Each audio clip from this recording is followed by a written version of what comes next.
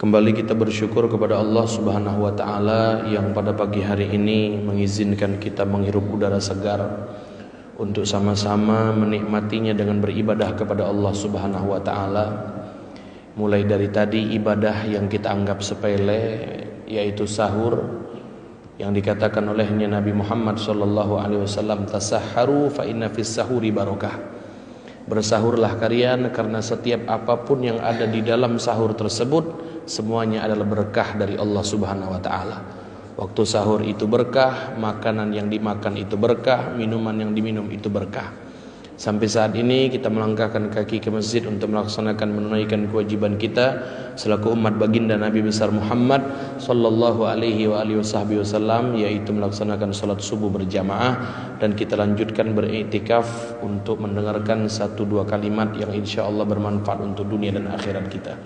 Salawat serta salam tak lupa sambil kita duduk sambil kita bacakan kepada junjungan agung baginda Nabi besar Muhammad sallallahu alaihi wasallam serta para keluarga, para pengikut beliau hingga akhir zaman. Allahumma salli ala sayyidina Muhammad wa ala alihi wa sahbihi ajma'in. Hari ini sebetulnya jadwal Habib Mahdi, karena beliau dalam keadaan kondisi kurang fit, jadi telepon untuk minta digantikan dan nitip salam kepada jamaah agar beliau senantiasa diberikan kesehatan oleh Allah Subhanahu wa taala. Hadirin hadirat, Bapak Ibu, ayah bundaku yang dimuliakan oleh Allah Subhanahu wa taala, kita kurang lebih hampir setengah pertama kita lewati daripada bulan suci Ramadan. Kadang kita anggap ini sesuatu yang mungkin tidak terasa. Tiba-tiba 2 minggu bulan Ramadan sudah selesai. Nah, hari ini kami mengajak Bapak Ibu semua yang dirahmati dan dimuliakan oleh Allah, ayo kita jadikan Ramadan ini beda dengan tahun kemarin. Apa yang harus kita bedakan? Jadi dalam kesempatan ini mungkin kami juga berbicara tidak panjang lebar, tapi insya Allah bermanfaat untuk diri kami pribadi khususnya dan kepada Bapak Ibu hadirin hadirat umumnya. Ada salah satu amalan dari Nabi Muhammad sallallahu alaihi wasallam yang mana amalan ini seringkali diamalkan oleh para orang-orang yang dekat kepada Allah Subhanahu wa taala. Ada satu amalan praktek ibadah yang dulu waktu kita di pesantren kita diajarkan oleh guru-guru kita untuk mengikuti guru-guru mereka. Seperti contohnya kita punya guru-guru yang mereka dididik langsung dari orang-orang yang hebat dari negeri Hadramut, dari Tarim dan lain sebagainya. Mereka ngajarkan kepada kita saat kita mondok di pesantren. Apa amalan itu Bapak Ibu yang dimuliakan Allah? Satu amalan yang mungkin sudah dianggap tabu kalau untuk dilaksanakan di bulan Ramadan. Karena mungkin kalau di bulan Ramadan yang kita amalkan ngaji dan ngaji. Bulan Ramadan tahunya kita sedekah dan sedekah. Bulan Ramadan tahunya tarawih dan witir. Nah, ini satu amalan yang luar biasa dan memang dapat kita dalilnya dari Nabi Muhammad sallallahu alaihi wasallam. Dan nasnya pun bisa kita temukan dalam kitab-kitab sahih yang ada dalam kitab hadis. Dan seperti salah satu riwayat yang di salah satu kitab yang bernama Majjarur Rabih fi Thawabi Amalis Salih yang dikarang oleh Al-Imam Syekh Ad-Dimyati rahimahullah ta'ala rahmatul abrar. Dalam hadis tersebut disampaikan Bapak Ibu yang dimuliakan Allah, satu hari Nabi pernah berkata kepada pamannya. Dan hadis itu diriwayatkan oleh Abu Hurairah radhiyallahu an. Jadi kita tahu insyaallah hadisnya dalam kategori sahih, bukan hadis yang hasan atau hadis yang dhaif. Dalam hadis tersebut Bapak Ibu yang dimuliakan Allah Subhanahu wa taala, Nabi bercerita dan bertanya kepada pamannya. Apa kata Nabi? Ya ammi, ya Abbas bin Abdul Muttalib. Jadi Nabi punya paman namanya Abbas bin Abdul Muttalib, adik-beradik sama ayahnya Nabi. Kata Nabi, ya ammi, wahai pamanku, ya Abbas bin Abdul Muttalib, ala uallimuka, mau dak engkau aku ajarkan amalan, satu perbuatan yang mana kalau dilakukan amalan tersebut, kata Nabi Muhammad sallallahu alaihi wasallam, yaghfirullahu laka dzunubak. Allah akan senantiasa mengampuni dosa-dosa engkau. Awwalahu wa akhirahu.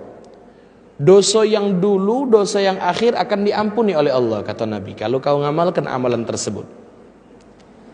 Saghirahu wa kabirahu. Dosa yang kecil, dosa yang besar juga diampuni oleh Allah. Sirrahu wa alaniyatahu. Dosa yang tidak terlihat oleh manusia sama dosa yang dilihat oleh orang lain diampuni oleh Allah. Kan kita punya dosa yang macam itu, Bapak. Kita punya dosa, ada dosa yang sifatnya tidak terlihat, ada sifatnya dosa yang tersirat. Nah, ini yang lebih bahaya.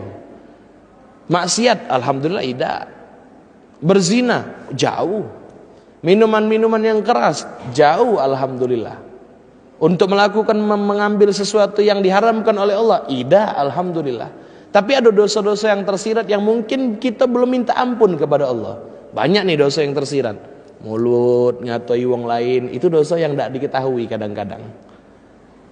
Mata jingok wong lain tapi pandangannya pandangan ngerendahkan orang lain, itu dosa tapi kita tidak ngerasa itu dosa. Kuping dengarkan cerita dan aib tentang keburukan orang lain, itu dosa tapi kadang-kadang lupa kalau itu dosa. Apalagi bulan Ramadan, kalau kita melakukan hal-hal yang semacam itu, gugur kalau pahala puasa kita. Sama kata Nabi, kam min shaim laisa lahu min siyamihi ilal ju' wal 'atash. Berapa banyak orang yang puasa tapi puasanya tidak dapat apa-apa kecuali lapar dan haus. Banyak dosa-dosa yang tersirat. Banyak dosa-dosa yang kadang-kadang tidak dirasakan. Kata Nabi, diampuni juga dosanya oleh Allah. Yang besar, yang kecil, yang awal, yang akhir, yang tidak kejinguan, yang kejinguan diampuni oleh Allah.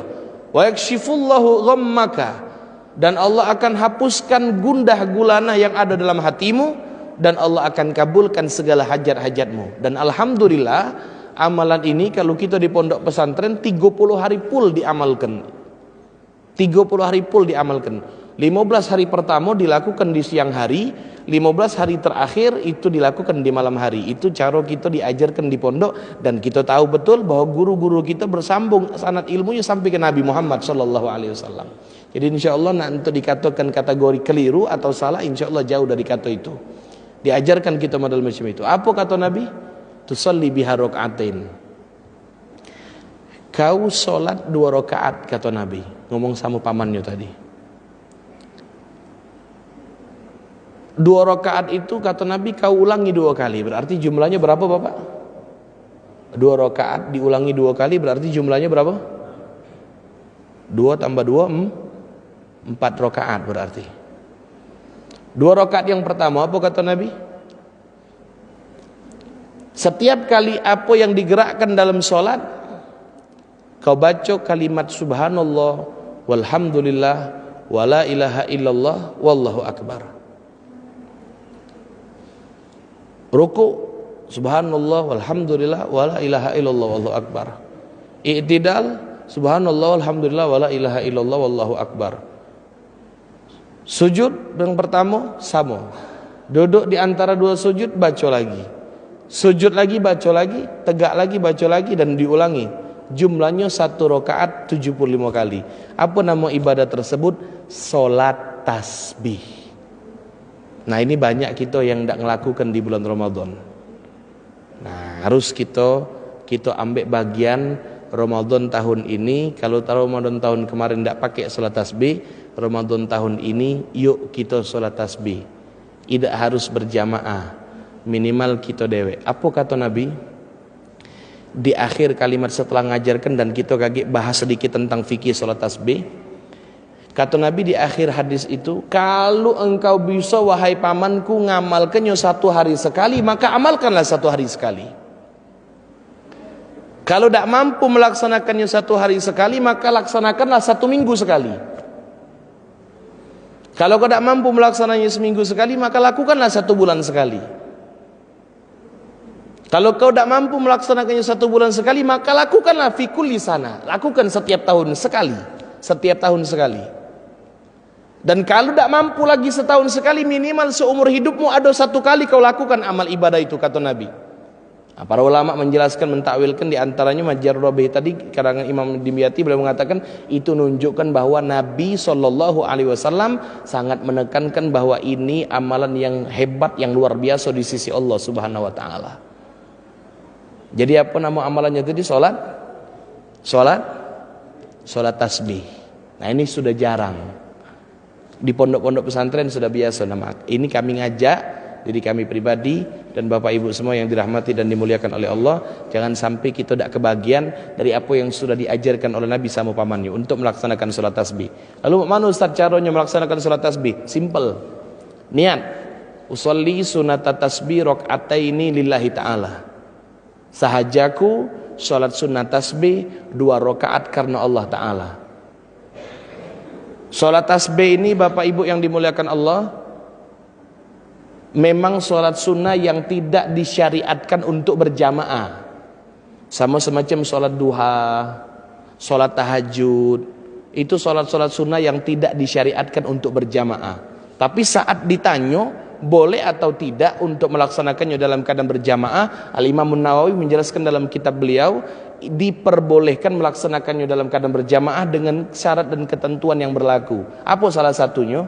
Kalau kita tidak terbiasa melaksanakan sholat duha, akhirnya kita ajak anak istri kita untuk melaksanakan sholat duha, tujuannya untuk apa? Agar mereka terbiasa, mendidik, mengajarkan mereka, maka boleh-boleh saja duha tadi dilaksanakan dalam keadaan berjamaah.